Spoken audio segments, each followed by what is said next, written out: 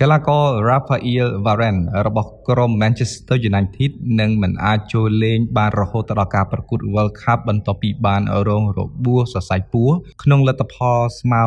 1-1ទៅលើទឹកដីរបស់ក្រុម Chelsea កីឡាករវ័យ29ឆ្នាំរូបនេះបានចាកចេញពីទីលានទាំងទឹកភ្នែកនៅឯកីឡដ្ឋាន Stamford Bridge កាលពីថ្ងៃសៅរ៍បន្ទាប់ពីដួលភ្លាមៗដែលនាំឲ្យមានការភ័យខ្លាចថាគាត់អាចនឹងរងរបួស ACL យោងតាម ESPN បានឲ្យដឹងថាកីឡាករ Varane ប្រឈមមុខទៅនឹងការអវត្តមានរហូតដល់4សប្តាហ៍ការរងរបួសនៅលើសាច់ដុំភ្លៅគឺមិនសូវធ្ងន់ធ្ងរជាងការគិតដំបូងឡើយកីឡាករ Varane អាចនឹងសម្រាប់ព្យាបាលចន្លោះពី3ទៅ4សប្តាហ៍បន្ទាប់ពីលទ្ធផល scan បានបង្ហាញផលវិជ្ជមានការប្រកួតនៅក្នុងព្រឹត្តិការណ៍ FIFA World Cup ឆ្នាំ